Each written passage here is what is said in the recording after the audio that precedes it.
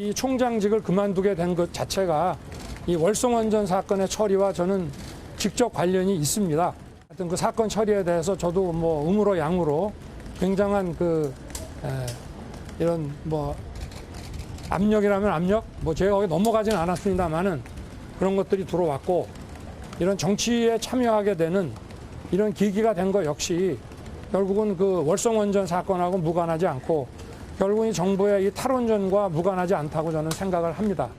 그래서 사실상 불구속 수사를 요구를 했다 이런 보도를 내놨는데 윤석열 전 총장께서 그 발언을 하시고 그 후속으로 이런 일들이 계속 있는 것 같은데요. 예. 윤석열 전 총장님을 비롯한 많은 이제 지금 정치 계절이니까 청와대와 대통령을 정치로 자꾸 끌고 가려는 그런 시도들을 하실 텐데 저희들이 정말 국민의 생명과 안전 이것을 위해서 일할 수 있도록 좀 도와주셔라. 예, 윤석열 전 총장 최상의 공격이 최상의 방어다 이렇게 생각한 걸까요? 등판 초반에 좀 몇 가지 악재로 스텝이 꼬였는데 청와대 사퇴 압력 언론과의 인터뷰에서 주장하면서 좀 이런저런 분위기 반전을 꾀하고 있는 것 같습니다. 먼저 이 내용부터 살펴보겠습니다. 네 분 패널 소개해드릴까 하는데 지금 속보가 떴습니다. 오후 6시까지 1,050명, 어제보다 더 많아졌습니다. 나흘 연속 1,000명이 넘었는데요. 오늘 1,375명이었나요? 1,316명.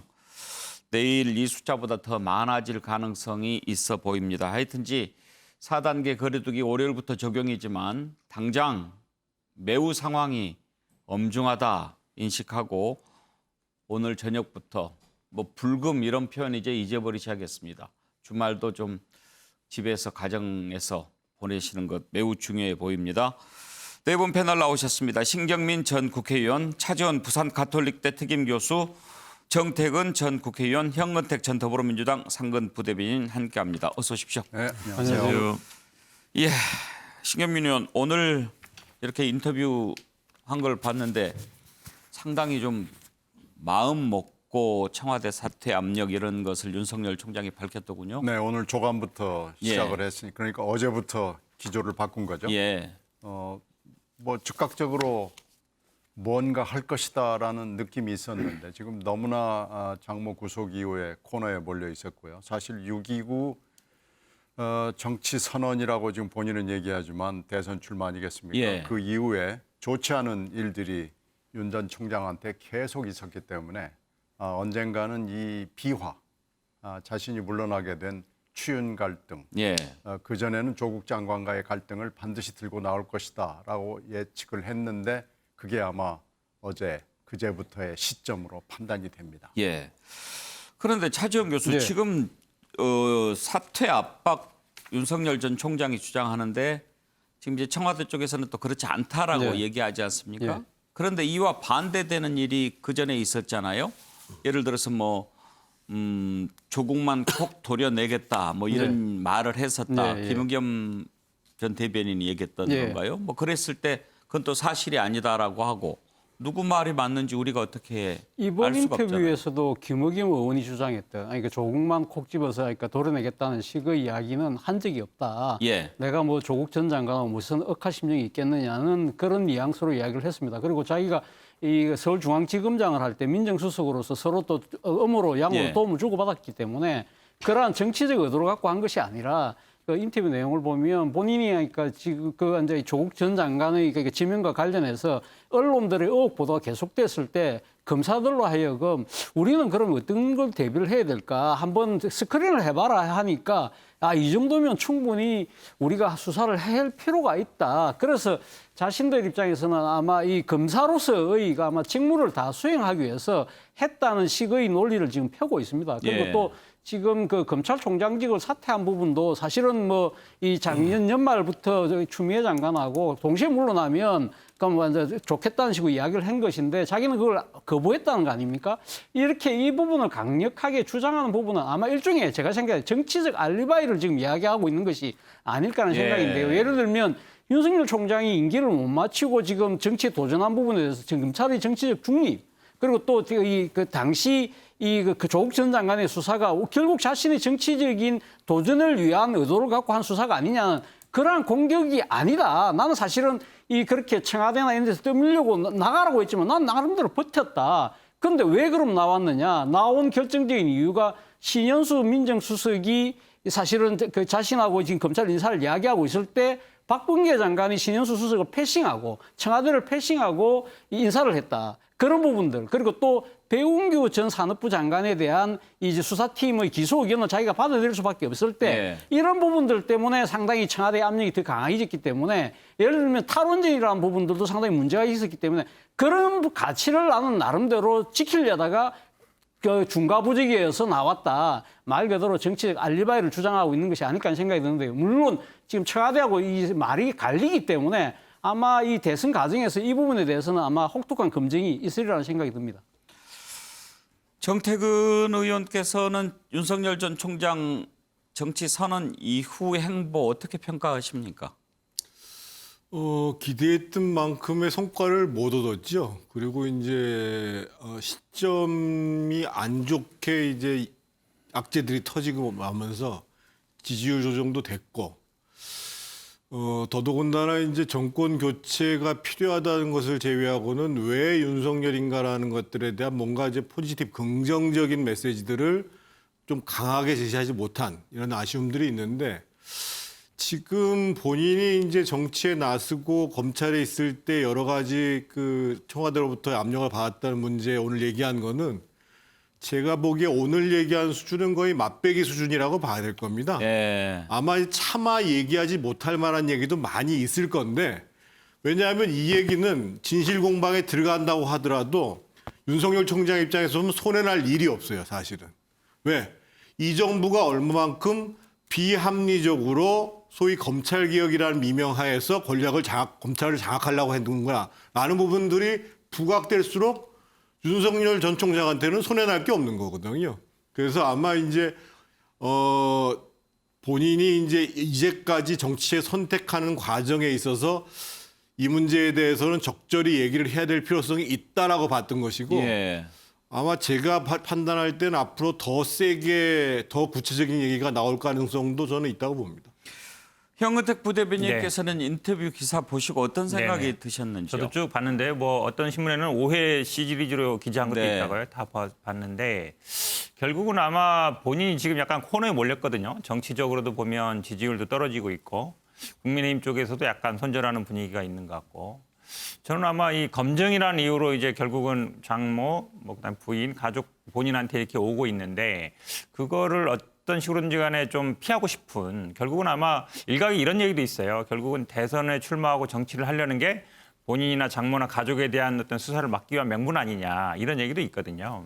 그렇게 본다 그러면 어떻게든 대통령을 좀 끌고 가서 예. 지금 말씀처럼 그러니까 청와대라든지 아니면 다른 분, 뭐 추미애 장관 이런 분들 구체적으로 얘기를 못할 일도 있을 거예요. 왜냐하면 정치라는 게 뭐 모든 걸 공개하는 건 아니니까요. 근데 어떤 식으로든지 간에 본인의 출마 명분 아니면은 대선 정치하는 이유 이런 거를 계속 가지려면 계속 내가 탄압받아 왔다. 나를 가서 어찌 보면 스스로 나간 게 아니라 쫓겨난 것이다. 이제 이런 이미지를 싣고 같은데 예. 그만큼 제가 보기에는 뭐 어떤 정치 신의의 문제 이런 것도 있는 거거든요. 지금 신현수 수석과의 어떤 개인적인 얘기도 했는데 사실 이런 것들이 아슬아슬합니다. 약간 공직자로서의 어쨌든 사적인 얘기들도 이제 공개할 수 있는 상황이 되는 거라서 위기 상황이긴 하지만 제가 보기엔 적절하지 않은 지금 발언이라 보고 있습니다.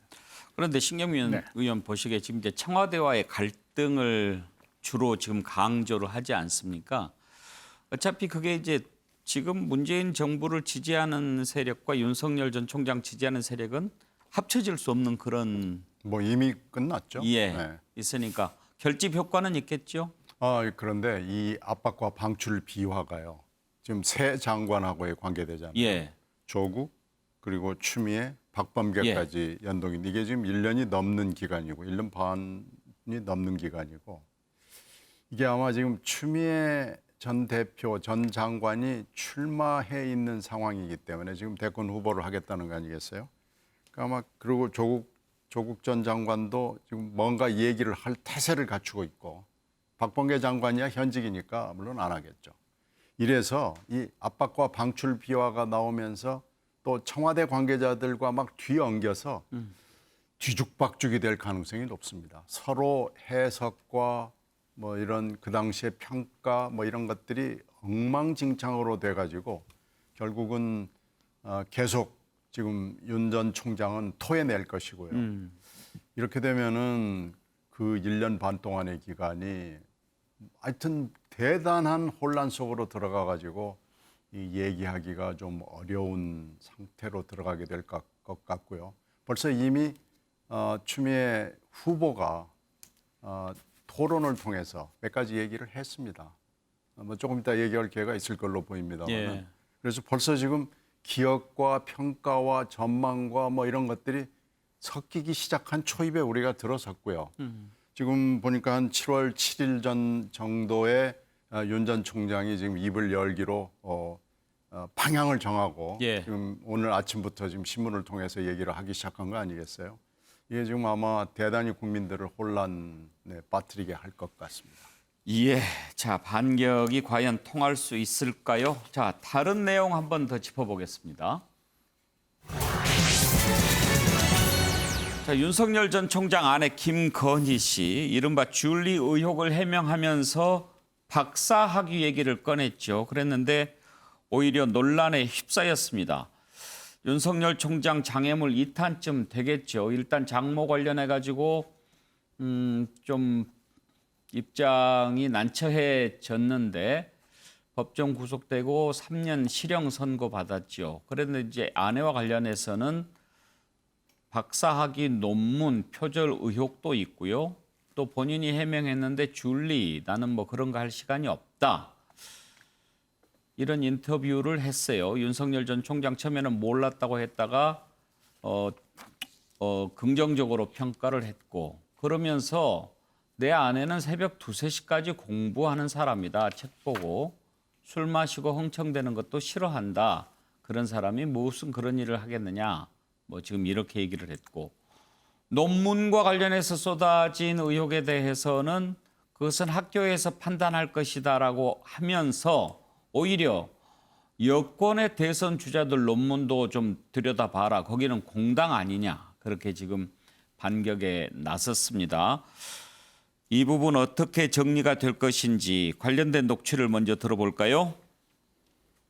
국민대에서 총장님 그 사모님에 대해서 박사학위 논문 의혹을 조사를 했는데요. 이 부분에 대해서 좀 입장 좀 말씀해 주시겠어요? 어떤 단체와 뭐 이런 개인들께서 그 이의 제기를 하셔가지고 대학에서 이루어지는 문제니까 대학이 그 자율적으로 그 학술적인 판단을 해서 진행이 되지 않겠나 그렇게 생각을 하고 있습니다. 차지원 교수, 네. 박사학위 논문 같은 경우에는 이 표절을 했거나 또 뭐 박사학위뿐만 아니라 학위 논문은 요즘에 표절률을 이렇게 검사하는 그런 장치가 있지 않나요? 예, 그렇죠. 요즘은 뭐 그러니까 지금 워낙 IT 기술이 발달돼서 그러니까 지금 그러니까 원 논문에다가 관련된 이 비슷한 콘텐츠를 가서 바로 예. 이렇게 넣으면 표절률이 이렇게 기계적으로 계산되는 그러한 장치들이 있다고 합니다. 예. 그런데 어쨌든 그러니까 윤석열 총장 입장에서는 앞서 아까 이 자료화면에 나왔습니다만은 뭐 지금 다른 단체에서 이야기를 해서 이 지금 그 관련된 그 대학에서 지금 그러니까 그 조사를 하고 있다니까 보자는 식으로 이야기를 했는데요. 물론 뭐 본인의 입장에서 2012년도에 결혼했고, 그러니까 지금 이 결혼하기 전에 아내가 지금 박사학위 논문을 쓴 것이거든요. 그렇기 때문에 뭐 사실 어떻게 보면 윤석열 총장이 그러니까 이 뭐 이런 그러니까 이 법적 책임을 져야 된다든지 뭐 도덕적 책임을 질 수는 없죠. 뭐 그것까지 그러니까 강력하게 이야기하는 것은 조금 지나친 측면이 있지만 그럼에도 불구하고 저는 좀 아쉬운 대목이 있다는 부분은 마치 남의 일처럼 이야기한다는 겁니다. 이러한 부분들은 어떻게 보면 이 조국 장관 일가의 그런 그 자녀의 그런 논문 여러 가지 문제에 대해서 혹독하게 수사를 하지 않았습니까? 이걸 지켜본 국민들 입장에서 일종의 내로남불 아니야? 이렇게 생각할 수가 있다는 거죠. 물론 예. 그러니까 지금 이 결혼하기 전의 일이고 그리고 또 이 논문 자체가 이 지금 조국 장관의 그 자녀처들처럼 뭐 진학을 위한 그러한 식으로 사용된 것이 아니기라고 할 수는 있겠죠. 그러나 또 다른 측면에서 문제가 된다는 겁니다. 왜냐하면 사실은 이 조국 윤석열 전 총장의 아내가 사실은 석사 박사의 학위라는 이 이 나름대로의 타이틀을 가지고 자신이 지금 그 전시기획 회사를 하고 있지 않습니까?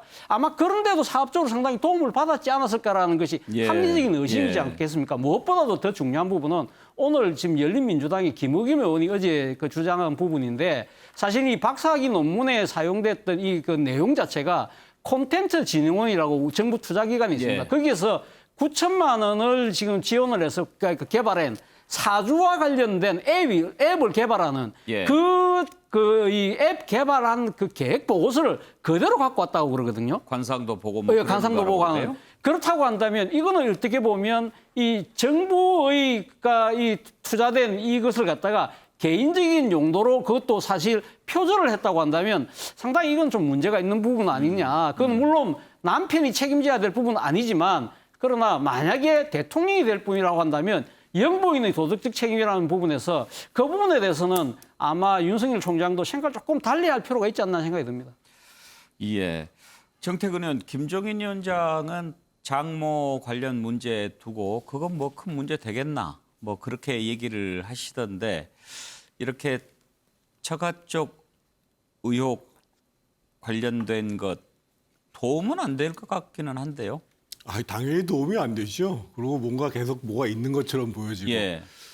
이 문제와 관련해서 조금 전에 우리 차지원 교수님이 아주 적절한 지적을 해주셨는데 결국 그건 윤석열 전 총장이 어떻게 메시지를 내보내느냐, 어떤 태도로 국민들한테 보이냐가 제일 중요한 문제입니다. 예를 들면 지금 김건희 씨의 논문 문제와 관련해서 그 학교에서 검토를 하고 있으니까 지켜보자 이렇게 얘기하는 것이 아니라 내가 결혼하기 이전에 있었던 일이긴 하지만 연구 진실성 측면에서 문제가 있다라고 결과가 나온다고 한다면 거기에 상응하는 조치를 반드시 취할 것이다. 또는 예를 들면 학위를 반납한다든지 뭐 일부 민주당 의원들 뭐 김용민 의원 같은 분이 무슨 뭐 법적 책임이 아닌데 그건 말도 안 되는 얘기. 뭐 예를 서로 업무 방해가 됐다고 하더라도 공소시효가 다 끝난 일이어가지고 그건 말도 안 되는 얘기고 그래서 윤석열 총장이 자신에게 들이대는 잣대에 대해서도 원칙론적인 것이 아니라 나는 철저하게 확인하고 내가 사과할 건 사과하고 또 응당 또 해결해야 될 부분들을 해결하겠다. 이런 좀 당당한 모습들을 보여주는 예. 것이 굉장히 중요하고요. 반대로 민주당에서 지금 이것을 총공세를 하고 열린민주당에서 예. 얘기하는데 사실은 논문 그 표절 문제라는 게 우리 사회의 고위층들의 아주 고질적인 비리 아니에요. 예를 들면 지금 올해 문제가 됐던 게 추미애 지금 후보가 2003년도에 이제 석사 논문 표절했고 정세균 그 전 총리가 2004년도에 박사학위 논문 표절했고 이재명 그 지금 경기도지사가 2006년에 경원대학교 논문 표절하면서 심지어 듣도 못한 대학 학인데 내가 뭐가 중요하냐 이렇게 얘기했단 말이에요. 그래서 문제를 제기하는 쪽에서도 이 문제를 일관된 잣대로 사실은 제기할 필요가 있다라는 거죠. 예, 민주당은 여전히 공세 수위를 높이고 있는데요. 요즘 아침 최고위원회에서 계속 윤석열 총장 공격부터 시작합니다. 한번 들어보시죠. 윤석열 전 검찰총장 부인 김건희 씨의 논문 표절 문제가 일파만파 커지고 있습니다. 철저한 조사와 검증을 통해 국민 누구나 납득할 수 있는 결과가 나오기를 바랍니다. 한편 그 과정에서 범죄 혐의가 있다라고 하면 신속하게 수사에 착수해야 합니다. 남편이 검찰총장 출신이라고 하더라도 처벌을 피해갈 수 있는 나라가 아니다라는 것을 국민께 보여드려야 합니다. 본인과 가족을 둘러싼 의혹을 대하는 윤석열 씨의 유체 이탈, 책임 회피 화법에 세간에는 윤로남불이라는 신조어가 생겼다고 합니다. 논문의 표절은 연구윤리의 위반은 물론이고 저작권 침해에 해당하는 엄연한 형사사항의 범죄 행위입니다. 예, 현근택 부대변인 일단 저 문제를 계속 제기를 하는 거죠. 일단은 뭐 본인 스스로 먼저 얘기한 거죠. 내가 뭐 그런 시간이 없었다. 석사 논문 2개나 쓰고 박사 논문 쓰느라고 그렇게 할 네. 시간이 없었다라고 해명하니까 다른 사람들이 그럼 논문이 뭐지? 이렇게 간 거거든요. 그러니까 본인 스스로 얘기를 꺼낸 거예요. 어찌 보면. 근데 이제 그 논문이 그럼 이제 얼마나 제대로 썼느냐 이걸 안 볼 수가 없잖아요. 그렇게 바쁘게 살았다 그러니까. 그건 뭐 제가 보기에 아마 수순을 밟을 것 같아요. 학교에서 일단 검증을 하고 지금 말씀처럼 뭐 아마 2008년이면 이제 공소시효는 지난 것 같은데 또 이제 문제는 있을 수 있습니다. 그러니까 본인의 박사학위를 이용해서 뭔가 뭐 사업을 받든가 아니면 이랬으면 그게 또 문제가 될 수 있는 거거든요. 그러니까 저거를 예를 들어서 그냥 한 번 내고 딱 말았으면 상관없는데 그 이후에 어떤 일들을 만약에 박사학위를 통해서 뭐 교수가 된다든지 아니면 어떤 사업을 받다든지 이러면 이제 그 문제가 되는 거거든요. 왜냐하면 그게 자체가 무효가 되는 거니까. 그래서 연결될 수 있는 부분이 되는 것 같고요. 제가 보기엔 아마 지난번에 뭐 그 정성철 소장이 한 22개 의혹 있다 그랬잖아요. 엑스파일에. 근데 제가 보기에 지금 한 2-3개 정도 나온 것 같아요. 근데 그때 저는 의미 있게 본 게 이 장성철 소장이 이거 아마 해명하다 다 갈 것이다. 예, 이런 얘기를 했었잖아요. 근데 이제 좀 그런 시작된 게 아닌가. 근데 해명을 아마 제대로 못하는 것 같아요. 그러니까 해명이라도 제대로 하면 이게 되는데 대부분 보면 이제 해명 못하면서 넘어가다 보면 아마 계속 쌓여서 이게 아마 지지율 하락으로 이어질 것 같습니다. 정치 선언 후에 잇따른 이런 악재, 과연 지지율에는 어떤 영향을 미쳤을지도 궁금하지요. 최근에 나온 조사를 한번 보겠습니다. 7월 첫째 주 차기 대선 후보 적합도인데요. 이재명 지사와 6%포인트 차이가 납니다. 지난번 조사에 비해서 더 빠진 그런 결과임을 알 수가 있습니다. 이낙연 민주당의 예비 후보는 조금 올랐고요. 그리고 이제 홍준표 의원이 4번째로 적합도 조사가 됐습니다. 그리고 양자 대결, 그러니까 이제 가상으로 이렇게 둘이 붙으면 어떻게 되겠느냐라는 것도 이재명 지사가 43대 33으로 10%포인트 정도 앞서는 걸로 나타났고 이낙연 전 대표와는 36대 36 서로 동률인 것으로 그렇게 조사가 됐습니다. 신경민 의원, 아무래도 맨 처음에 출마 선언, 정치 선언했을 때 그때보다는 좀 빠진 것 같죠? 확실하게 빠졌고요. 결정적으로는 그 엑스파일이 결정적이고 그 뒤에 이제 조금 나온 거 아니겠어요? 몇 가지가 나왔는데 이 대응하는 게 법률가로서 자꾸 대응을 하니까 정치적 대응을 해야 되는데 본인이 정무적 판단이 내가 모자라는 게 결정적 흠이다라고 여러 차례 얘기를 했듯이 전혀 정치적 대응을 하지 못하고 있습니다. 이렇게 계속 가면은 저 추세로 갈 수밖에 없고요. 지금 그래도 높게 나오는 것은 야권에서 말하자면 지금 이름을 내놓을 만한 후보가 마땅치가 않기 때문에 어디로 지금 지지자들이 도망이나 망명을 갈 수가 없는 거예요. 이른바 대체제를 못 찾고 있는 거라.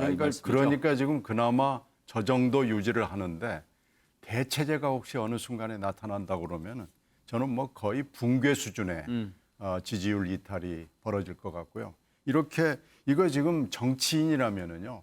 장모권도 그렇고 이 부인권도 그렇고 무조건 엎드려서 사과해야 됩니다. 이 진실성위원회는 오래 걸리거든요. 그러니까 이렇게 뭐가 어떻고 어떻다면 하고 자꾸 법률적 조건을 얘기하는데 저는 전혀 대응이 잘못돼 있고 이건 지금 굉장히 불길한 징조로 보입니다. 예. 자, 이런 상황에서 윤석열 전 총장 과연 국민의힘에 입당할 것인가, 한다면 언제 할까, 이게 아주 초미의 관심사가 됐습니다. 이 내용 한번 살펴볼까요? 최근에 야권 인사들과 잇따라 만나고 있는데 지난 6일, 그러니까 사흘 전이네요. 그때 국민의힘 이준석 대표랑 만난 사실이 밝혀졌습니다. 우연히 약속이 잡혔다고 합니다. 대전에 갔다가 올라오는데 이준석 대표가 문자로 한번 봅시다라고 했고 오늘 뭐 저녁에 약속이 없는데 목도 칼칼한데 맥주나 한잔 하지요. 뭐 이렇게 해서 급히 잡혔다고 하지요.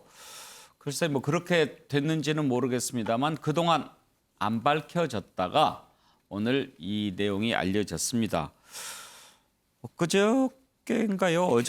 어저께 이준석 대표가 내가 여러 가지 첩보를 통해서 뭐 듣고 있는데 윤석열 총장 들어올 거다. 그렇게 확언을 했는데 이 만남에서 뭔가 그런 얘기가 오고 간 건 아닌가 싶기도 해요. 이준석 대표 발언 한번 들어보죠. 정치 얘기만 했죠. 그 정치 얘기라는 게 뭐 예를 들어 향후 구상이라든지 이런 것을 공유한다기보다는 저는 주로 윤석열 총장이 지난 이제 총장 퇴임 이후에 어떤 행보를 하셨는지 그런 걸 많이 물어봤어요. 윤 총장님은 뭐 제 기억에는 그냥 관심이 많으셨던 것 같습니다. 우리 당내 사정이라든지 아니면 정치 전반에 대해서 그런 구체적인 얘기는 그 자리에서 하는 게 아니죠. 공적인 자리가 아닌 곳에서 예를 들어 뭐 특정 대선 주자에 대한 어떤 대선 일정이라는 걸 상의했다고 하면은 위험하죠. 그거는 저는 상식선에서 당연히 탑승할 거라 봅니다. 저희가 생각하는 합리적인 시점은 8월 말 정도 아니냐.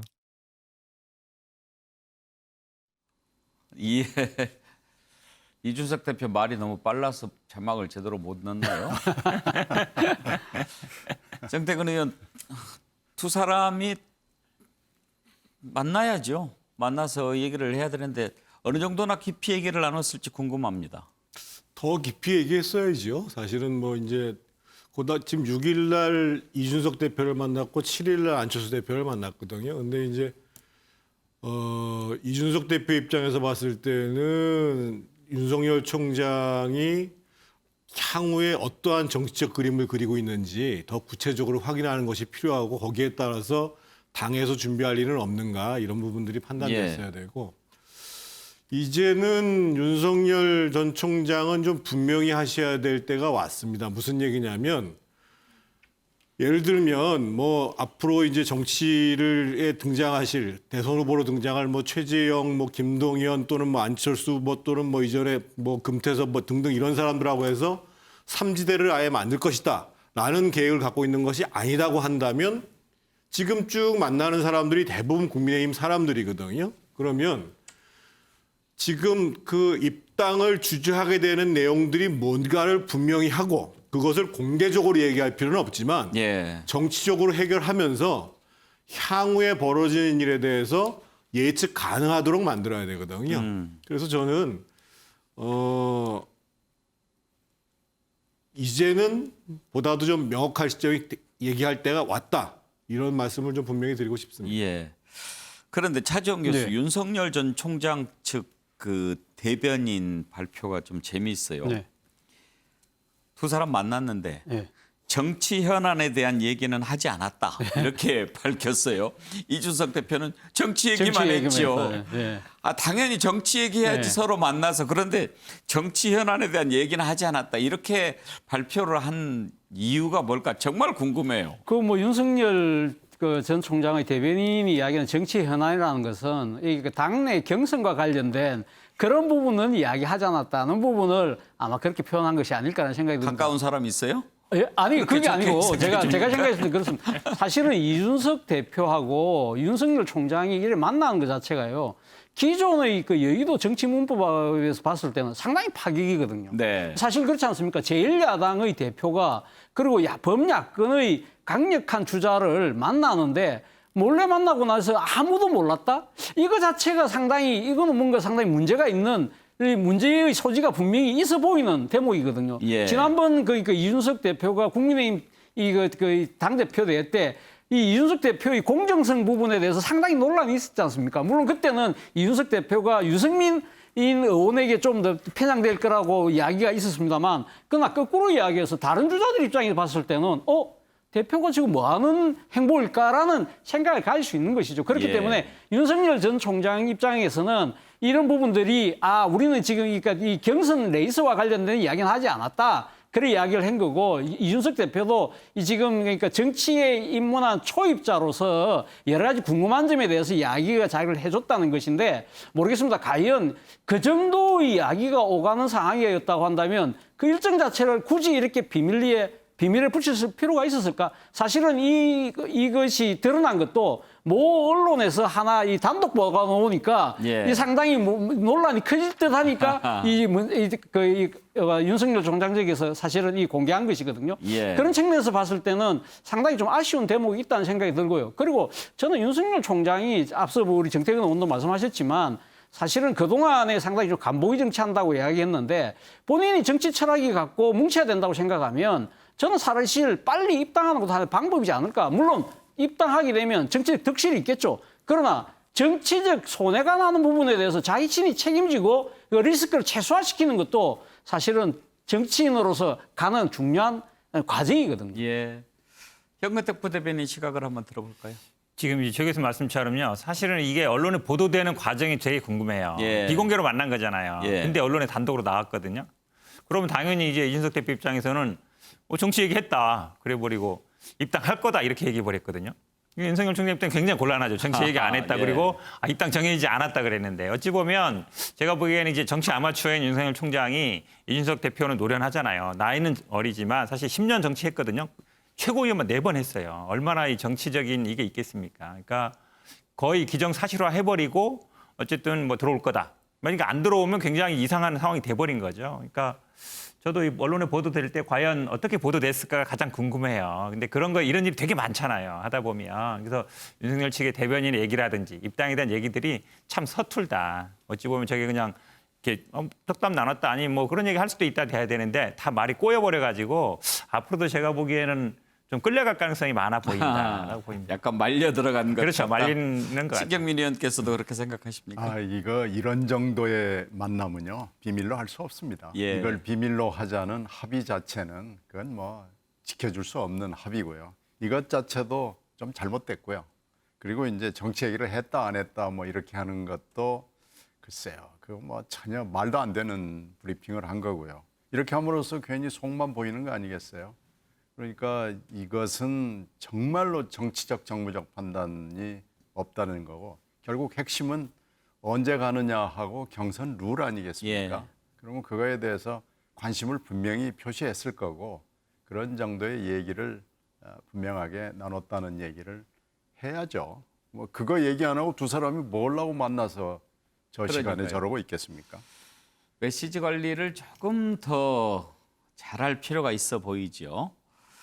자, 또 한 분 김종인 위원장과의 관계 어떻게 할 것인가도 윤석열 전 총장 고민 가운데 하나일 겁니다. 아직은 만났다는 얘기가 안 들어오는데 김종인 위원장 만날 생각, 뭐 만날 이유가 뭐가 있냐 계속 그렇게 얘기를 하지요. 그런데 이준석 대표, 김종인 위원장 만나야 된다. 아니 뭐 매달려야 된다 이렇게까지 얘기를 하네요. 한번 들어보겠습니다.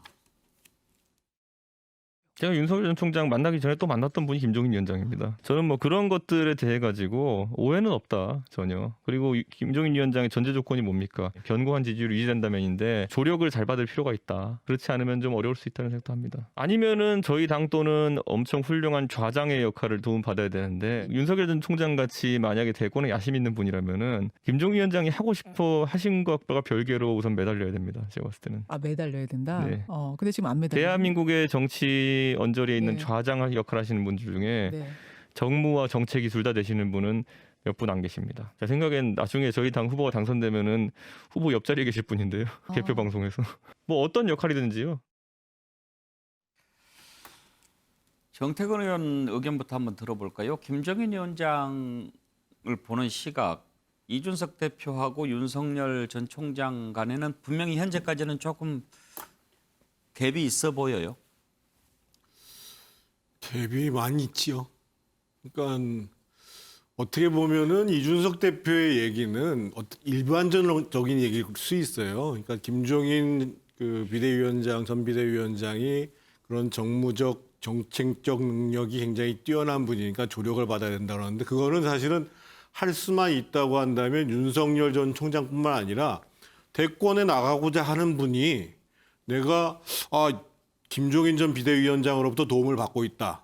또는 그분이 나서서 도와주겠다라고 하면 큰 힘이 되는 거니까 당연히 이제 저런 분들을 자신의 편으로 만들기 위해 가지고 열심히 노력하는 건 당연히 필요하다고 생각하는데 지금 윤석열 전 총장 입장에서 보면 어렴풋이 김종인 전 비대위원장이 본인의 정책로에 대해서 어떤 점들을 바라고 있는가를 좀 알고는 있는 것 같은데 그 점에 대한 답이 준비가 안 돼 있거든요. 예. 제가 여기서 구체적으로 말씀드리기는 어려운데 그래서 주저하고 있다라기보다는 아직 좀 준비가 덜 된 측면이 있고 그런 면에서 보면 지금 오히려 김종인 전 비대위원장의 마음은 점점 떠나가고 있는 게 아닌가. 예. 이게 좀 객관적인 현실인 것 같습니다. 신경민 의원 보시기에 이준석 대표가 김종인 위원장한테 매달려야 된다 그렇게 얘기를 하는데 네. 지금까지 윤석열 전 총장이 안 만난 것은 윤 총장 주변에 아직은 만날 때가 아니야라든지 아니면 만나면 안 돼라는 얘기를 하는 사람들이 있을 것 아닙니까? 네, 윤 총장의 조언 그룹에는 분명히 지금까지 신비주의를 유지하다가 6.29에 짠하고 나타나고 뭐 이런 시나리오가 있고 거기에 김종인 왜 전 만나지 위원장이 마라고 할까요? 말린다고 보는 거 아니겠습니까? 말려 들어간다. 김종인 페이스에 말려 들어갈 수 예. 있다고 보는 거고 지금 준비를 더 하고 그런데 지금 복병이 생긴 건요. 지지도 유지가 쉽지 않습니다. 그러니까 딱 김종인 위원장이 그걸 짚잖아요. 지지도가 유지된다면 뭐 만나서 어쩌고 저쩌고 이렇게 되는데 그 조건절에 굉장히 많은 얘기가 들어가 있고요. 지지도가 유지 안 된다 그러면 김종인 위원장이 걷어찰 수도 있다는 얘기죠. 그때는 만나자고 해도 볼 일 없다 이렇게 할 수도. 그게 김종인 위원장이 지금 따는 멘트가 여러 개 나왔잖아요. 예. 그 멘트 속에 숨어 있는 것은 지지도가 계속 간다면이라는 게 말을 했건 안 했건 숨어 있는 겁니다. 근데 그게 지금 매우 어렵다고 보는 거 아니겠습니까? 김종인 위원장의 아마 미래 시나리오에는 쉽지 않은 지지도 유지다라고 보는 거죠. 현근택 부대변인, 네. 우리가 그냥 상상을 이렇게 해보면요. 이준석 대표가 그런 얘기를 하잖아요. 내가 윤석열 총장 만나기 전에 김종인 위원장 만났다. 만나고 나서 만났다고 했다든가? 만나기 전에. 네. 그런데 그전에 만났죠. 예. 매달려야 된다. 네. 그 얘기는 김종인 위원장을 만났을 때 뭔가 윤석열 총장에 대해서 좀 별로 좋은 얘기를 못 들었기 때문에 당신이 매달려야 된다라는 생각이 들지 않았겠냐. 그러겠죠. 그러니까 이렇게 이준석 짐작을 대표는 아마 김종인 전 비대위원장과는 만나지 않더라도 수시로 전화 통화할 정도로 가까운 사이입니다. 예전에 같이 했었고 기본적으로 보면 생각이 비슷하잖아요. 같기 때문에 지금 당내도 보면 김종인 비대위원장의 비토 세력이 많지만 이준석 대표는 그렇지 않거든요. 근데 이제 엊그제도 재미있는 보도가 있었어요. 어떤 언론에 뭐 내일 김종인 비대위원장 만나기로 했다. 그래서 입당 문제 논의할 거다. 단독으로 나왔는데 다음 날 바로 행사장 원희룡 지사가 이제 출마 선언하는 데 가서 난 만난 일 없다. 그리고 지지율이라는 게 결정제가 아니다. 한마디로 얘기하면 완전히 이제 하는 거잖아요.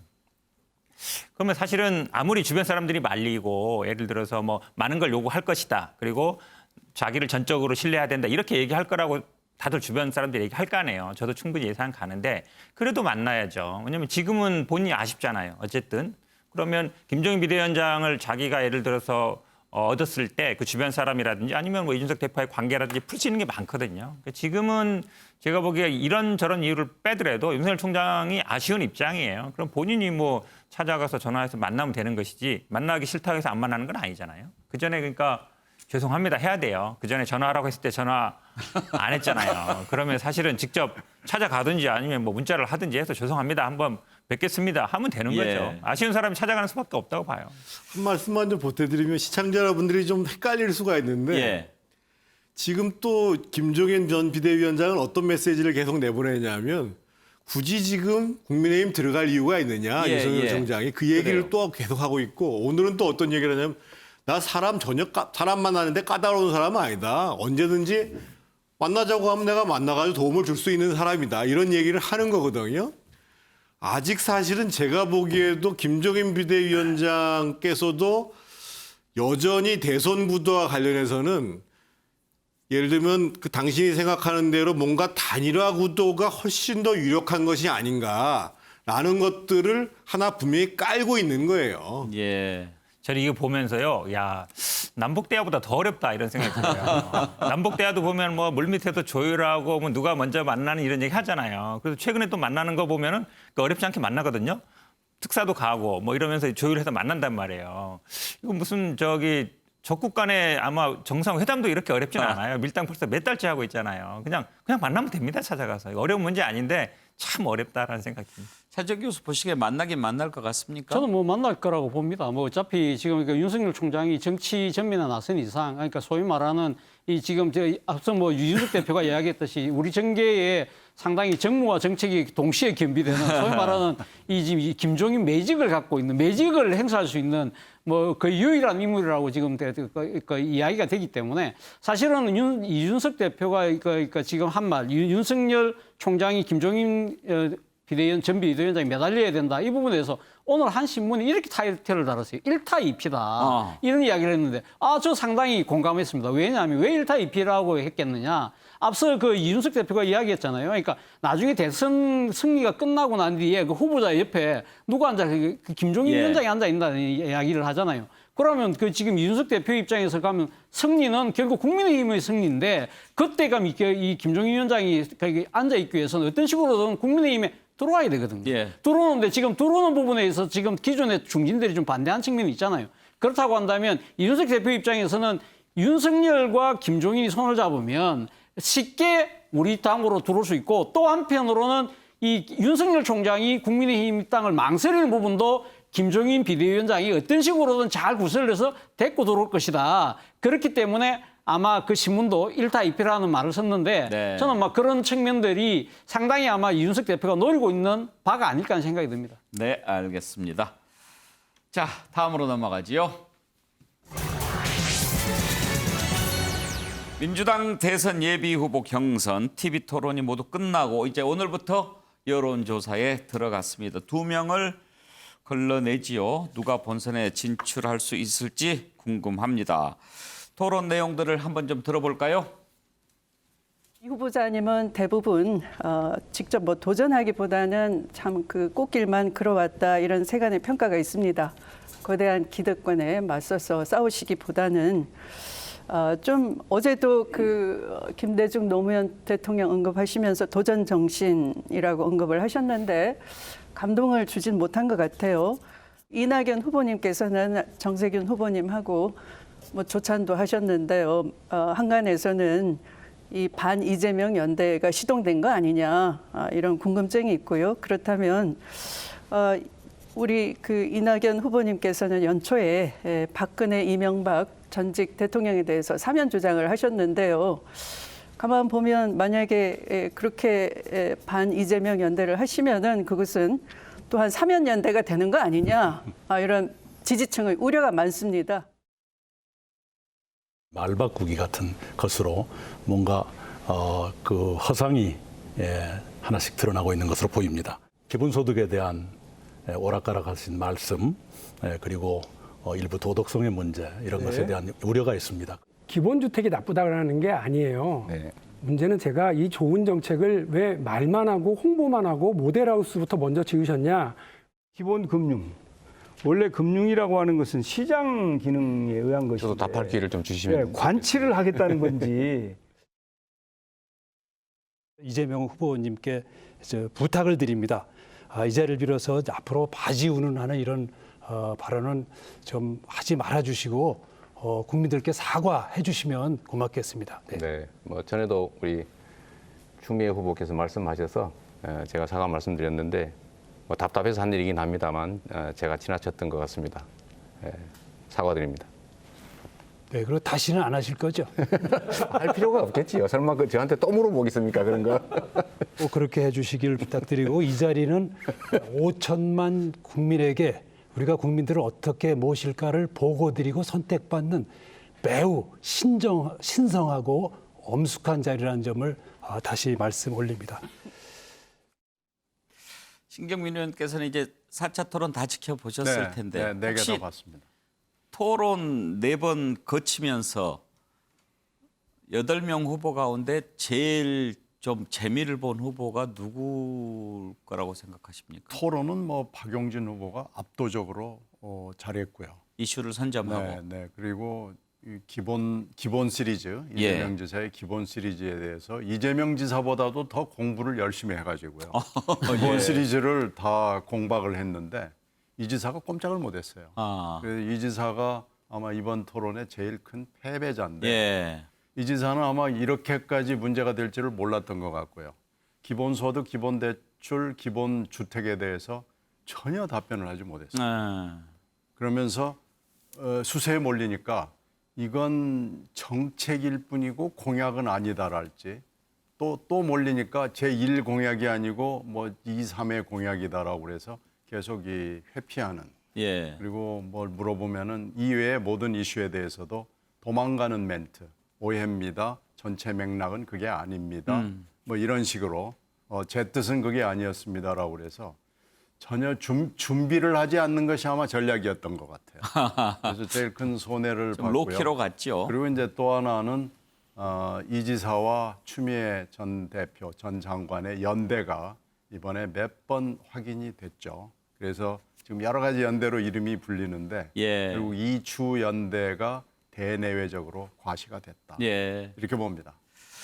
현근택 부대변인, 이재명 지사는 전략적으로 좀 그렇게 낮게 간 것 같이 보였어요. 제가 보기에는 아마 이번 토론회는 아마 이낙연 후보가 제일 이득을 많이 본 것 같고요. 그래요? 이재명 후보가 좀 손해를 많이 봤죠. 그러니까 이재명 후보가 사실은 토론을 잘할 것이다, 굉장히. 그렇게 봤는데 공격을 계속 받으니까 본인이 이제 말할 거를, 그러니까 말하는 스타일 자체가 보통 이낙연 후보 같은 경우는 결론을 먼저 얘기하고 맞습니다, 아닙니다, 이게 그다음에 쭉 이유를 설명하는데 이제 그게 익숙치 않다 보니까 주저리 얘기하다 시간이 다 가버린 거죠. 결론을 얘기 못 하고.